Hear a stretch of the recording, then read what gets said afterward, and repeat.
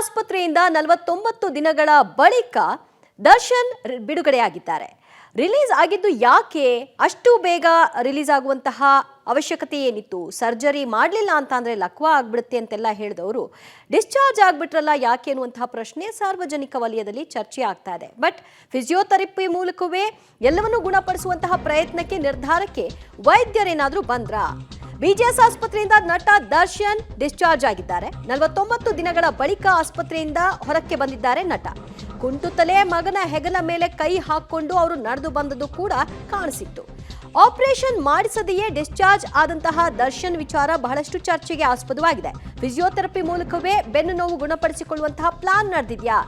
ನಟ ದರ್ಶನ್ ನಡೆ ಮೇಲೆ ಹಲವು ಅನುಮಾನಗಳು ಈಗ ವ್ಯಕ್ತವಾಗ್ತಾ ಇದೆ. ಆ ಬಗ್ಗೆ ಒಂದು ವರದಿ ಇದೆ, ನೋಡ್ಕೊಂಡು ಬನ್ನಿ. ಬಿಜಿಎಸ್ ಆಸ್ಪತ್ರೆಯಿಂದ ನಟ ದರ್ಶನ್ ಡಿಸ್ಚಾರ್ಜ್. 49 ದಿನಗಳ ಬಳಿಕ ಆಸ್ಪತ್ರೆಯಿಂದ ಹೊರಬಂದ ನಟ. ಆಪರೇಷನ್ ಮಾಡಿಸದೆ ಡಿಸ್ಚಾರ್ಜ್ ಆದ ದರ್ಶನ್. ಚಿತ್ರದುರ್ಗದ ರೇಣುಕಾಸ್ವಾಮಿ ಕೊಲೆ ಕೇಸ್ನಲ್ಲಿ ಜೈಲು ಪಾಲಾಗಿ ಬೆನ್ನು ನೋವಿನಿಂದಾಗಿ ಆಸ್ಪತ್ರೆ ಸೇರಿದ್ದ ನಟ ದರ್ಶನ್ ಇಂದು ಆಸ್ಪತ್ರೆಯಿಂದ ಡಿಸ್ಚಾರ್ಜ್ ಆಗಿದ್ದಾರೆ. ಮಧ್ಯಂತರ ಜಾಮೀನು ಪಡೆದು ಬೆಂಗಳೂರಿನ ಕೆಂಗೇರಿ ಬಳಿ ಇರುವ ಪ್ರತಿಷ್ಠಿತ ಬಿಜಿಎಸ್ ಆಸ್ಪತ್ರೆಯಲ್ಲಿ ದರ್ಶನ್ ಚಿಕಿತ್ಸೆ ಪಡಿತಾ ಇದ್ರು. ಆದರೆ ಹೈಕೋರ್ಟ್ ರೆಗ್ಯುಲರ್ ಬೇಲ್ ನೀಡಿದ ಬೆನ್ನಲ್ಲೇ ಸರ್ಜರಿ ಮಾಡಿಸಿಕೊಳ್ಳದೆ ಆಸ್ಪತ್ರೆಯಿಂದ ಡಿಸ್ಚಾರ್ಜ್ ಆಗಿದ್ದಾರೆ. ಕೇವಲ ಫಿಸಿಯೋಥೆರಪಿ ಮೂಲಕವೇ ಬೆನ್ನು ನೋವು ಗುಣಪಡಿಸಿಕೊಳ್ಳಲು ನಿರ್ಧಾರ ಮಾಡಿದ್ದಾರೆ. ಕುಂಟುತ್ತಲೇ ಮಗನ ಹೆಗಲ ಮೇಲೆ ಕೈ ಹಾಕಿ ನಡೆದ ದರ್ಶನ್ ಆಸ್ಪತ್ರೆಯಿಂದ ನೇರವಾಗಿ ಪತ್ನಿ ವಿಜಯಲಕ್ಷ್ಮಿ ನಿವಾಸಕ್ಕೆ ಆಗಮನ. ಸರ್ಜರಿ ಇಲ್ಲದೆ ವಾಪಸ್. ದರ್ಶನ್ ನಡೆ ಮೇಲೆ ಅನುಮಾನ. ಅನಾರೋಗ್ಯದ ಆಧಾರದ ಮೇಲೆ ಮಧ್ಯಂತರ ಜಾಮೀನು ಪಡೆಯುವ ವೇಳೆ ನಟ ದರ್ಶನ್ಗೆ ಸರ್ಜರಿಯ ಅವಶ್ಯಕತೆ ಇದ್ದು ಆಪರೇಷನ್ ಮಾಡಿಸಿಕೊಳ್ಳದಿದ್ದರೆ ದರ್ಶನ್ಗೆ ಸ್ಟ್ರೋಕ್ ಹೊಡೆಯುವ ಆತಂಕ ಇದೆ, ಕಾಲು ಸ್ವಾಧೀನವನ್ನು ಕಳ್ಕೊಳ್ಳಬಹುದು ಅಂತ ಅವರ ಪರ ವಕೀಲರು ಕೋರ್ಟ್ಗೆ ತಿಳಿಸಿದರು. ಮೊನ್ನೆಯಷ್ಟೇ ಕೋರ್ಟ್ಗೆ ಆಗಮಿಸಿದ್ದಾಗ ಇನ್ನೂ ಬಳಲುತ್ತಿರುವಂತೆ ಕಟಕಟಿಯಲ್ಲಿ ನಿಲ್ಲಲೂ ಆಗದಂತೆ ವರ್ತಿಸಿದರು.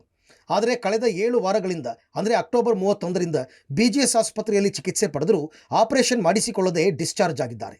ಇಂದು ಕೂಡ ಆಸ್ಪತ್ರೆಯಿಂದ ಹೊರಬರುವಾಗ ಪುತ್ರ ವಿನೀಶ್ ಹೆಗಲ ಮೇಲೆ ಕೈ ಹಾಕ್ಕೊಂಡು ನಡೆದಿದ್ದಾರೆ. ಹೀಗಾಗಿ ದರ್ಶನ್ ನಡೆ ಮೇಲೆ ಹಲವು ಅನುಮಾನ ಹುಟ್ಟಿಕೊಂಡಿವೆ. ಜಾಮೀನು ಪಡೆಯಲು ನಾಟಕ ಆಡಿದ್ರಾ ಎಂಬ ಪ್ರಶ್ನೆ ಉದ್ಭವಿಸಿದೆ. ಇಂದು ದರ್ಶನ್ ಡಿಸ್ಚಾರ್ಜ್ ಬೆನ್ನಲ್ಲೇ ಬೆಳಿಗ್ಗೆಯೇ ಆಸ್ಪತ್ರೆಗೆ ಪತ್ನಿ ವಿಜಯಲಕ್ಷ್ಮಿ, ಪುತ್ರ ವಿನೀಶ್ ಆಗಮಿಸಿದ್ರು. ಬಳಿಕ ಸಹೋದರ ದಿನಕರ್ ತೂಗುದೀಪ್, ನಟ ಧನ್ವೀರ್ ಆಸ್ಪತ್ರೆಗೆ ಆಗಮಿಸಿದರು. ಬೆಳಿಗ್ಗೆ 11 ಗಂಟೆಯ ಸುಮಾರಿಗೆ ದರ್ಶನ್ ಆಸ್ಪತ್ರೆಯಿಂದ ಡಿಸ್ಚಾರ್ಜ್ ಆಗಿ ನಟ ಧನ್ವೀರ್ ಅವರ ರೇಂಜ್ ರೋವರ್ ಕಾರಿನಲ್ಲಿ ಆಸ್ಪತ್ರೆಯಿಂದ ನೇರವಾಗಿ ಹೊಸಕೆರೆಹಳ್ಳಿಯಲ್ಲಿರುವ ಪತ್ನಿ ವಿಜಯಲಕ್ಷ್ಮಿ ಅಪಾರ್ಟ್ಮೆಂಟ್ಗೆ ತೆರಳಿದರು. ಆಸ್ಪತ್ರೆಯಿಂದ ದರ್ಶನ್ ಡಿಸ್ಚಾರ್ಜ್ ಸುದ್ದಿ ತಿಳಿದ ಅಭಿಮಾನಿಗಳು ದರ್ಶನ್ ಆರ್ಆರ್ ನಗರ ನಿವಾಸದ ಬಳಿ ಬಂದರು. ತುಮಕೂರಿನಿಂದ ಆಗಮಿಸಿದ್ದ ಮಹಿಳಾ ಅಭಿಮಾನಿಯೊಬ್ಬರು ದರ್ಶನ್ ಡಿಸ್ಚಾರ್ಜ್ ಆಗಿರೋದಕ್ಕೆ ಸಂತಸ ವ್ಯಕ್ತಪಡಿಸಿ ದರ್ಶನ್ ಸಿನಿಮಾದ ಡೈಲಾಗ್ ಹೇಳಿದರು. ಮುಂಜಾಗ್ರತಾ ಕ್ರಮವಾಗಿ ಆರ್ಆರ್ ನಗರ ನಿವಾಸ ಹೊಸಕೆರೆಹಳ್ಳಿಯಲ್ಲಿರುವ ಅಪಾರ್ಟ್ಮೆಂಟ್ ಬಳಿ ಬಿಗಿ ಪೊಲೀಸ್ ಬಂದೋಬಸ್ತ್ ಮಾಡಲಾಗಿದೆ. ತುಮಕೂರಿಂದ ಬಂದಿರೋದು. ದರ್ಶನ್ ಅಂದರೆ ತುಂಬ ಪ್ರಾಣ, ಜೀವಕ್ಕೆ ಜೀವ ಅವ್ರು ನಮಗೆ. ಬಟ್ ಅವರು ರಿಲೀಸ್ ಆದಮೇಲೆ ಗೊತ್ತಾಗಿದ್ದು. ನಾನು ಅವ್ರ ಮನೆ ನೋಡೋಕ್ಕೋಸ್ಕರ ಅವ್ರು ಇರಲಿ ಬಿಡಲಿ ಸೆಕೆಂಡ್ರಿ, ಅವ್ರ ಮುಂದೆ ಸೆಲ್ಫಿ ತೊಗೊಬೇಕು ಅನ್ನೋಕ್ಕೋಸ್ಕರ ನಾನು ಬಂದಿದ್ದೀನಿ. ಚಂದ್ರ, ನಿನ್ನ ಕನಸಿಗೆ ಬಂದರೆ ಸೇರಿಸ್ಬೇಡ, ಅಲ್ಲಿ ನಾನು ಇರ್ತೀನಿ. ಕಾಮನ್ ಬಿಲ್ಲು ನಿಂದ್ರಂಗೆ ಸಾಲ ಕೇಳಿದ್ರೆ ಕೊಡಬೇಡ, ನಾನು ಮಾಸೋಗ್ತೀನಿ. ಜೀವನದಲ್ಲಿ ಏನೇ ಆದರೂ ತಲೆಗೆ ಹಚ್ಕೊಬೇಡ, ಯಾಕೆಂದರೆ ನಾನು ದರ್ಶನ್ ಇಷ್ಟಪಟ್ಟಿದ್ದೀನಿ. ಒಟ್ಟಿನಲ್ಲಿ ಅನಾರೋಗ್ಯದ ನೆಪ ಹೇಳಿ ಬೇಲ್ ಪಡೆದಿದ್ದ ರೇಣುಕಾಸ್ವಾಮಿ ಕೊಲೆ ಕೇಸ್ನ 2ನೇ ಆರೋಪಿಯಾಗಿರುವ ನಟ ದರ್ಶನ್ ಇದೀಗ ಆಸ್ಪತ್ರೆಯಿಂದಲೂ ಡಿಸ್ಚಾರ್ಜ್ ಆಗಿದ್ದಾರೆ. ಹೀಗಾಗಿ ಅವರ ಅಭಿಮಾನಿಗಳು ಫುಲ್ ಖುಷಿಯಾಗಿದ್ದಾರೆ. ಆದರೆ ಸರ್ಜರಿ ಮಾಡಿಸಿಕೊಳ್ಳದೆ ಇರೋದು ಅನುಮಾನಕ್ಕೆ ಎಡೆ ಮಾಡಿರೋದಂತೂ ಸುಳ್ಳಲ್ಲ. Bureau report, public TV.